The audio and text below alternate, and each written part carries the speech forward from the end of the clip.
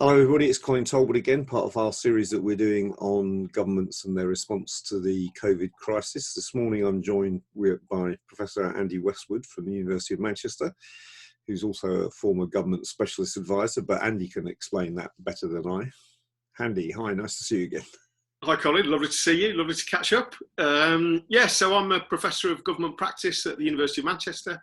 Before I was in that role, I was a special advisor to ministers under the last Labour government in the UK. So I worked on higher education, further education, science, that kind of stuff. So it's that previous world experience I bring to the job in Manchester.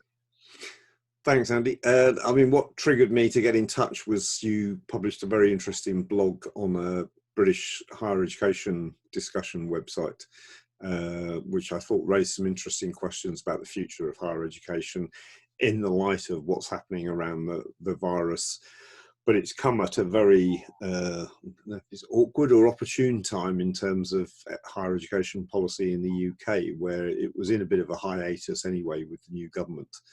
And I thought some of the issues you raised were really interesting. So you raised things around three main objectives that government had to think about again, which was what's the research role of universities, what the teaching role of universities to be, and what is the relationship between universities and the places in which they're located, including the UK as a whole, but particularly their geographical locations.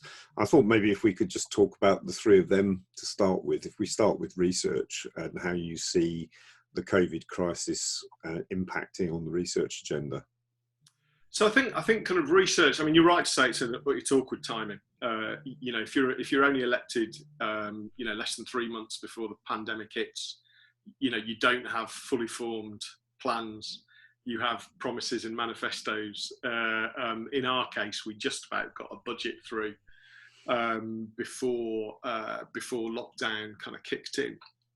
But in a sense, when you're thinking about detailed policy, you need more, as you well know, than just a few lines or a few ideas or a few sound bites. You need to really think through how you're going to do things.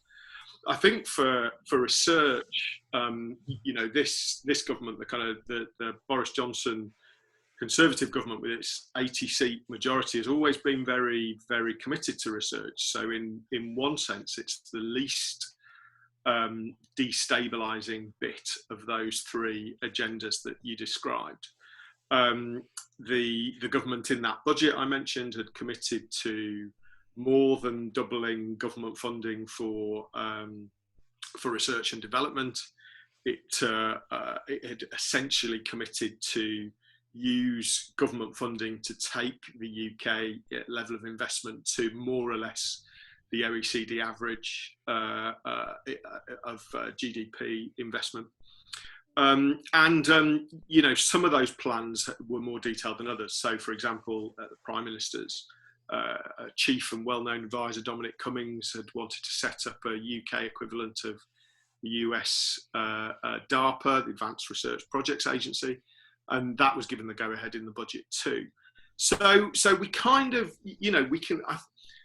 I think in the context of Brexit, let alone kind of COVID-19, we can see that whatever happens, the government in the UK will want to continue to expand R&D amongst lots of its ambitions. Peculiar to the UK is the fact that most public R&D is concentrated in universities. That's different to the US, that's different to lots of European countries. So, essentially that's good news for research-intensive universities. I would imagine alongside the DARPA thing that there may be new types of institute created, but by and large, if you're going to double R&D spending, universities are going to benefit from it. So I think that's probably the most sketched out bit of the government's agenda in the kind of few months it had between getting elected and kind of getting hit by this stuff. But it gets less certain and less predictable the more you start looking into other things. And that kind of is compounded by that university setting, which is that kind of, universities obviously have kind of lots of R&D capacity, and lots of government spending is in universities. But then you get into the institutional complexities of how the economics of institutions works, where cross subsidies come in from international students to research and vice versa, and it then gets quite tricky quite quickly. Yeah. to sort of work out how the impact on one affects the other, and everything from that. Can I just go back a little bit, because I think one of the interesting things about this is because a lot of public research is in universities in the UK, as opposed to being in government-sponsored research institutions, although there are some of them, and it sounds like there may be more in the future. I mean, one of the issues I think that's going to come up quite acutely in Britain is the tension between academically driven research versus government priorities for research. And I mean, we to some extent seen that in what's happened at the EU level with the kerfuffle over the European Research Council, the resignation of its director. And I just wonder to what degree you think that's going to generate tension between universities wanting to defend academic freedom and blue skies research versus governments setting agendas for what the research in universities ought to be. So, I mean, you're right to ask that question. I think it's been a live question in UK R&D policy for a long time, and it's been partly driven, again, like you say, by that concentration of R&D spending in universities. And I think it's reasonably fair to say that UK universities obviously prefer the academic model of R&D expectation. And, for the last kind of, certainly for the last 15 years, when we saw Gordon Brown, when he was Chancellor, begin to really increase R&D spending, it's tended to favour the kind of more academic model, not just institutionally, but the type of research and the way it's conducted.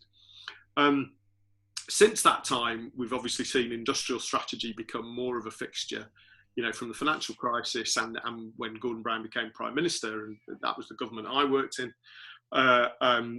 We saw more interest in government kind of driving what they wanted from that R&D expenditure. And I think kind of, put simply, that's been a bit of a tension ever since. And it's been heightened a bit over the last few years, where more and more money has been put into a UK industrial strategy, which really started when Theresa May was Prime Minister. But there's there's good news as well, which even at that stage in kind of 2016, so just 2016, 2017, just after the referendum, it became clear that kind of government was going to start to put even more money into R&D. Nominally in pursuit of a new industrial strategy, but and again, kind of as we've seen the move to the announcement of doubling R&D expenditure, what it does allow you to do is have a proper debate about how much of both you want, and you can afford it simply. Yeah. Because you're not kind of you're not talking about a zero sum allocation where you have to actually take away some of the previous model in order to kind of pay for a new approach. You can do both, and I think kind of in a sense, I think that means a lot of the public debates and disagreements we have between blue skies and applied research essentially are pretty bogus ones. Right. Okay. Can we just turn to the issue of teaching, because I think that's obviously something that's affecting everybody at the moment. Everybody's saying, all this teaching going online now, everything will change, everything will be different. I have to say I have a slight scepticism about that. In my 40 odd years I've been involved with higher education, the basic model for teaching hasn't really changed that much. There's been bolt-ons of extra bits and pieces, but the basic model of having lots of students in lecture theatres being lectured at, and then having seminars to talk about more detailed stuff with them, and an individual supervision for projects, that really hasn't changed that much over the last 30 or 40 years. I mean, first of all, you know, how is everybody managing in the crisis? You know, because I'm not teaching anymore, so I'm not aware of what's going on. But also, do you think this is really going to change the whole model of teaching? And is it going to challenge universities' role in the teaching world? Because there was already an emerging challenge from some educational companies offering online teaching as opposed to the traditional university classroom model. Yeah, so I think I'd divide that into two issues. I think kind of, you know, one is how suitable is our model to teaching, and how will that to online teaching, and how will that change? And the second is, what's the impact of kind of online teaching or lack of campus teaching on student numbers, both domestically and internationally? And, you know, I'd put all of those in the teaching box, the teaching problem box. And this is where the real panic is coming from. I think, you know, I like lots of colleagues, you know, you get to the middle of March and you move online. It's actually not too bad for universities to manage that, because by and large, most of your teaching has been done for the year. So it only really hit, you know, people as they were in the last 2 or 3 weeks of their kind of second module of teaching, and then you get into exams and assessment and all the rest of it, and that's rather easier. It's difficult, but it's rather easier than shifting your whole model online, kind of, you know, in the space of a few weeks. But I think, you know, where universities are at now is really asking questions about, going back to those two questions. Can we shift everything online for a whole semester? Can we teach the whole of autumn, you know, including to new students, whether they be international or domestic? And will it be any good? And secondly, the second question, will they come?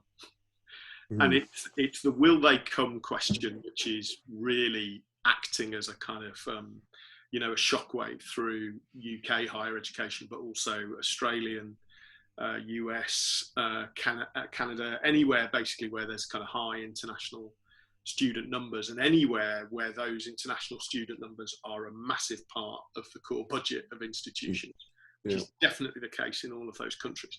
So, you know, the shockwaves that have kind of rippled through the UK system, and particularly the English system, you know, starts there.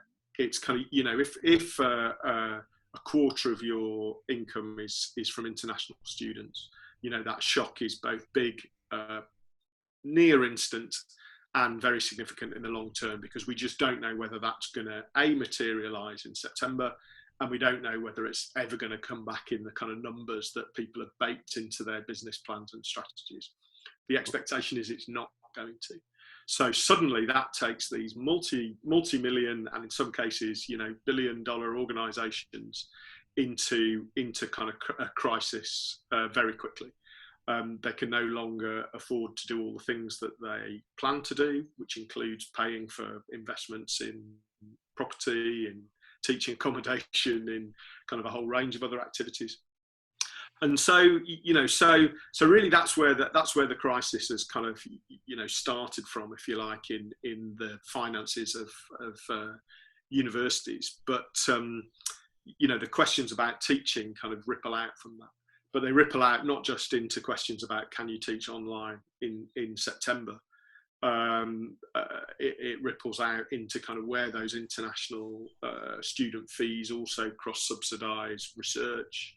They cross-subsidise expensive subjects like STEM, medicine, engineering, all the stuff that we're going to want more of. So you know, it starts with international students, but it very quickly, just like the pandemic, kind of infects everything else in the UK institutional model, but also Canadian, Australian, American, and the rest of it. Do you think that, I mean, the combination, if you take the research agenda where, I mean, not just the British government, but I suspect other governments are going to want more directed research by governments and setting their priorities, but particularly in Britain, I think that's going to be a challenge. But also the teaching crisis is going to challenge the institutional viability of universities. Are we going to see a decrease in the number of universities, for example, or even the splitting more into teaching-led universities versus research-driven universities, which I mean already exists in some countries like the US and to some extent in the UK. But you know, is it actually challenging the institutional model of universities? Yes, it is, and very rapidly. And I think that's partly because of some of those long-term activities and the way those different long-term activities all come together in institutions in different ways. But it also challenges or it requires us to look back on where higher education and research policy has taken us over the last couple of decades. And I think kind of, you know, I think increasingly in lots of sectors, you know, whether it's austerity on one hand or kind of other forms of policy design, you know, we look back on the last 10 years and kind of think that was the worst 10 years of policy in order to prepare for the next 10.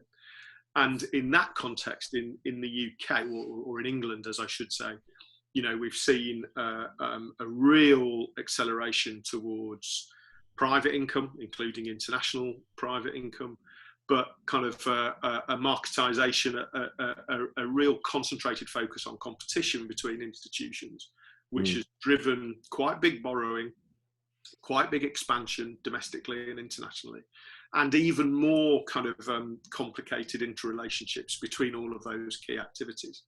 Now, already before the pandemic, we could see that kind of creating pressure on certain types of institutions because they have to keep up to pay off the loans they've taken out to expand. They have to, you know, they have to keep getting the numbers for the model to work. But the policy framework has really kind of cranked that up. So it's quite fragile, even for well-established, you know, high reputation, research-intensive institutions. I think there's been a bit of a kind of a failure to grasp this amongst some politicians and commentators, because they naturally assume that it's the weakest that are going to go bust first. And it's not. It's those that are much more highly geared to that model, which brings in some very, you know, very well-established, high reputation institutions. So I think kind of, you know, all of that accelerates, but all of it also raises questions about the policy framework that's encouraged that, because it makes it harder to do the things that this government, as well as kind of, you know, as well as the rest of us would like to see, which is, you know, universities being allowed to concentrate on core things, R&D being kind of, you know, the obvious one, but teaching and learning, and as I said in that article, kind of, you know, the relationship between institutions and places too, all of that gets harder because of the kind of business model that institutions have partly adopted themselves. No one's forced them to do it, but it's been at the bidding of a policy framework that suddenly seems like a bad idea, to me at least. Can we just, as a final thing, because we're running out of time, but I'm interested in the issues that you raised in your paper about the non-higher education sector and how we deal with skills and training for those sectors. I mean, one of the things that the COVID crisis has highlighted is that a lot of the policy discussion around so-called low-skilled jobs is a nonsense, and a lot of them actually involve quite a lot of skill, and also they're absolutely vital to the working of the economy. And yet most of the discussion about post-school education focuses almost entirely on higher education. So I just wondered if you could say something about that and how you think that what's happening might change the policy agenda. Yeah, so this is, I mean, I think you're right. It's thrown a new spotlight on things that we've cared less about, whether that's the reputation and standing of particular jobs or sectors, but also the reputation and standing of technical education that should, at least in theory, feed into those types of occupations and organisations. And again in England, you know, if you look across other countries internationally, this is a policy area that we've known has been very weak and very poorly performing for decades, arguably centuries. You know, we first investigated our weaknesses in technical education in the 19th century when we were worried about Germany having a much better system than us. So, you know, so this is a very long-term weakness that the pandemic kind of intensifies concern over. This government kind of knew all about that. So there was a review in England, the Auger Review, which basically diagnosed that problem, massive underinvestment in what we call further education, most other countries would call technical education. And real concentration on not just universities, but full-time degrees at the expense of other qualifications and other forms of learning. And I think kind of, you know, that has been in a pretty poor place for a pretty long time. And it seems hard to imagine a future where that isn't addressed in a really detailed way. And I think a bit like R&D, I think this government was already making noises about wanting to address that and wanting to kind of shift the balance a bit from kind of, you know, that focus on full-time degrees to not just technical education, but part-time learning, lifelong learning, and all of the things that have actually been in free fall for the last 10 to 15 years. Yeah, thanks for that. That's really interesting. I'm sure that agenda is going to continue. I'm going to wrap this up now, but first of all, I think we'll be coming back to this. I've been saying to everybody I've been interviewing in this series, I think not just the crisis itself is going to take a long time to resolve, but the aftermath, I think, is going to go on for a long time, and hopefully we can continue some of these discussions. So I'll probably be coming back to you in a few months' time to see how things have moved on. Right. So thanks very much for joining me today. Cheers, Colin. Good to see you.